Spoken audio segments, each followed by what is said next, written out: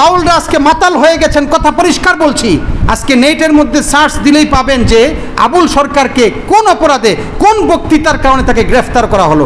আল্লাহর নামে যে পরিমাণ কটূক্তি সে করেছে, সেই ভাষা এই মাইকে আমি বলতে পারবো না, এটা বলার মতো সেই ভাষা নয়। কিন্তু বলছি পরিষ্কার কথা, তার ফাঁসি হতে হবে।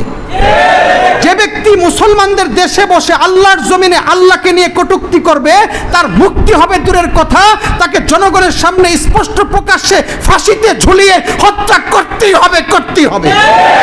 কথা পরিষ্কার। মুমিন মুসলমান আবু বকর যেমনি ভাবে নরম মানুষ তেমন গরম মানুষ, মুমিন নরম মানুষ তেমন গরম মানুষ। আমরা যেমনি ভাবে সেজদা দেওয়ার মুমিন, আমরা রাস্তায় জিহাদ করারও মুমিন।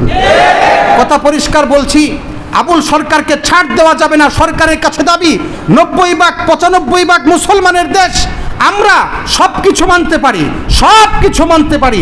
আল্লাহ, রাসূল, কোরআন, হাদিস, ইসলাম নিয়ে কোনো কটূক্তিকারীকে এই জমিনে আমরা ছাড় দিতে পারবো না, পারবো না। ভাইরা আমার, বাউল সম্পর্কে বলছি, অত্যন্ত জঘন্য আকীদা তাদের, অত্যন্ত ঘৃণিত আকীদা তাদের। আপনি তাদের আকীদা সম্পর্কে যদি জানেন, আপনি বড় অবাক হয়ে যাবেন। দেখেন, আমি আপনাদেরকে তথ্য নিয়ে তারপরে কথা বলছি। বাউলরা মূলত গুরুবাদী।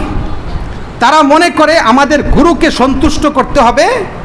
যদি গুরু সন্তুষ্ট থাকে আমাদের প্রতি, আমাদের ইহকাল পরকালে কল্যাণ হবে। বলেন নাউজুবিল্লাহ। গুরু যদি অসন্তুষ্ট হয়, তাহলে আমাদের ইহকাল পরকাল বরবাদ হবে, তারা মনে করে। তাদের গুরুত্বপূর্ণ যে ব্যক্তি, তার নাম হলো লালন শাহ।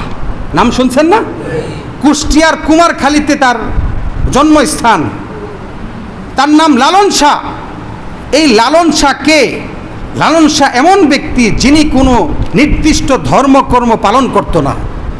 সে মনে করত প্রত্যেক মানুষের ভিতরে একটা মনের মানুষ আছে, সেই মনের মানুষকেই পূজা করতে হবে, তাকে নিয়ে ধ্যানে থাকতে হবে, তাকে নিয়ে মগ্ন থাকতে হবে। তার কোনো বর্ণ নাই, তার কোনো গোত্র নাই, তার কোনো জাতি নাই। এই ব্যক্তিটা মনের মানুষ, তাকেই পূজা করতে হবে। নাউজুবিল্লাহ।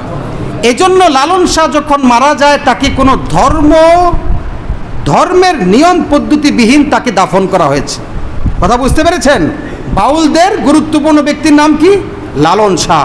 আমার ভাইরা, লালন শাহকে বাউলরা তাদের নবী মনে করে। নাউজুবিল্লাহ। আমি রেফারেন্স দিয়ে বলছি, বাউলরা তাদের লালন শাহ গুরুত্বপূর্ণ এই ব্যক্তিটাকে নবী মনে করে। তাদের একটা বই আছে যার নাম সুধীর চক্রবর্তী। নাম কি? সুধীর চক্রবর্তী। এই বইটার দ্বিতীয় সংস্করণে আছে, সেখানে লেখা আছে লালন শাহকে নবী মনে না। সেখানে আছে, আমরা না হিন্দু না মুসলিম, আমাদের নবী সাইজি লালন শাহ। বলেন নাউজুবিল্লাহ। আবারও বলছি যে আমরা না হিন্দু না মুসলমান, মানে কোনো ধর্মে বিশ্বাসী না, আমাদের নবী সাইজি লালন শাহ। বলেন নাউজুবিল্লাহ। এটা তাদের সুধীর চক্রবর্তী বইয়ের মধ্যে আছে। ভাই, জানতে হবে, চিনতে হবে মানুষকে। নবীজি হাদিসে পাকের মধ্যে বলেছেন, অন্যায় ফেরকা, বাতিল জাতি গোষ্ঠীকে না চিনলে আপনি ঈমান হেফাজত করতে পারবেন না। কথা বুঝতে পেরেছেন?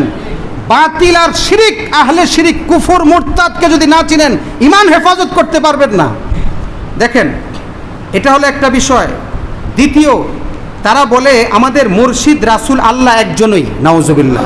কি বলে? মুর্শিদ রাসূল আল্লাহ একজনই। রাসূল, নবী, আল্লাহ সব নাকি এক? নাউজুবিল্লাহ। কোথায় আছে? আল্লাহ, মোহাম্মদ, নবী তিনে হয় একজন। তাদের কথা, তাদের ভাষা। লালন ভাষা অনুসন্ধান, তাদের বই থেকে বলছি, লালন ভাষা অনুসন্ধান, সেই বইয়ের 39 পৃষ্ঠায় আছে, আল্লাহ, মোহাম্মদ, নবী তিনে হয় একজন। নাউজুবিল্লাহ। এই তিনজন মিলে কয়জন হয়? এক। এটা হলো তাদের আকীদা। খেয়াল করবেন। আসেন 3 নম্বর, তারা গান, সংস্কৃতি, বাদ্য, তবলা এগুলোকে ইবাদতের জায়গায় স্থান দেয়, অর্থাৎ এগুলোকে ইবাদত মনে করে। বলেন নাউজুবিল্লাহ। তারা মনে করে যে গান বাদ্যের মাধ্যমে আমরা ইবাদতের ক্ষেত্রে অগ্রসর হতে পারি।